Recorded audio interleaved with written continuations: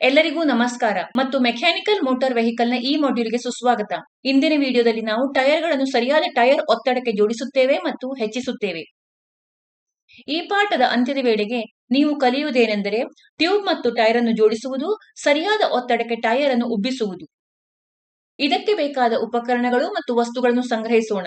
ಅಗತ್ಯವಿರುವ ಪರಿಕರಗಳು: ತರಬೇತುದಾರರ tool kit 1, tyre liver 1, ಸುತ್ತಿಗೆ 16 ಪೌಂಡ್ 1, ವೀಲ್ ಸ್ಪ್ಯಾನರ್ 1, ಜಾಕ್ 1, ಸಂಕೋಚಕ 1,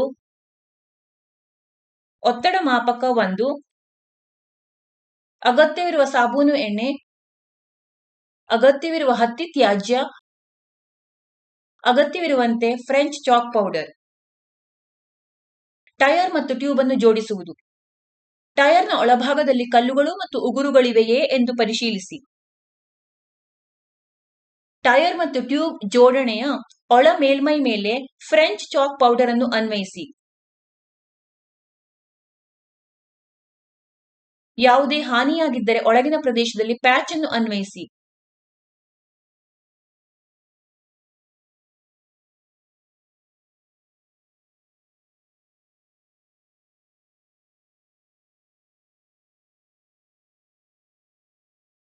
ಟ್ಯೂಬ್ ಅನ್ನು ಟೈರ್ಗೆ ಸೇರಿಸಿ.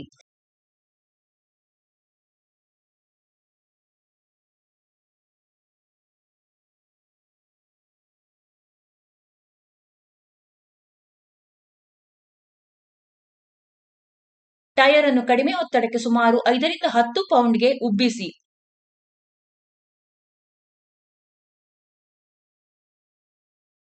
ಟ್ಯೂಬ್ನ ಬಾಯಿಯನ್ನು ರಿಮ್ಗೆ ಸೇರಿಸಿ ಮತ್ತು ವಾಲ್ವ್ ಉಪಕರಣವನ್ನು ಬಳಸಿ ಬಿಗಿಗೊಳಿಸಿ. ಬೀಡಿಂಗ್ ಮತ್ತು ರಿಮ್ ನಡುವೆ ಟೈರ್ ಲಿವರ್ ಅನ್ನು ಸೇರಿಸಿ ಮತ್ತು ಟೈರ್ ಅನ್ನು ಒತ್ತಿರಿ. ಇದರಿಂದ ಅದು ಸರಿಯಾಗಿ ಹೊಂದಿಸುತ್ತದೆ. ಲಿವರ್ ಟೈರ್ ಮತ್ತು ಟ್ಯೂಬ್ ಜೋಡಣೆಗೆ ಹಾನಿಯಾಗದಂತೆ ನೋಡಿಕೊಳ್ಳಿ.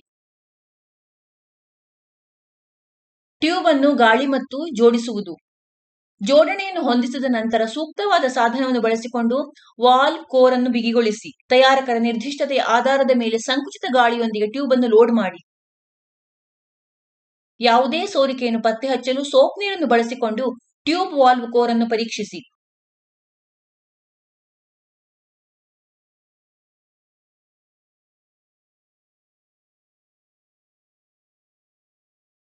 ನಟ್ಗಳನ್ನು ಬಳಸಿ ಟೈರ್ ಮತ್ತು ರಿಮ್ ಜೋಡಣೆಯನ್ನು ಜೋಡಿಸಿ ಮತ್ತು ಅವುಗಳನ್ನು ನಿಧಾನವಾಗಿ ಬಿಗಿಗೊಳಿಸಿ.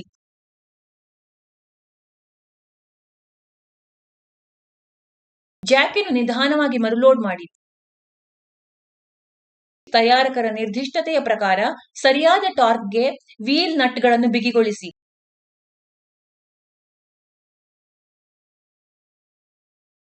ಚಕ್ರ, ಚಾಕ್ ಮತ್ತು ಹ್ಯಾಂಡ್ ಬ್ರೇಕ್ ತೆಗೆದುಹಾಕಿ. ಈ ಪಾಠದಲ್ಲಿ ನಾವು ಚರ್ಚಿಸಿದ್ದೇನೆಂದರೆ ಟ್ಯೂಬ್ ಮತ್ತು ಟೈರ್ ಅನ್ನು ಜೋಡಿಸುವುದು, ಸರಿಯಾದ ಒತ್ತಡಕ್ಕೆ ಟೈರ್ ಅನ್ನು ಉಬ್ಬಿಸುವುದು.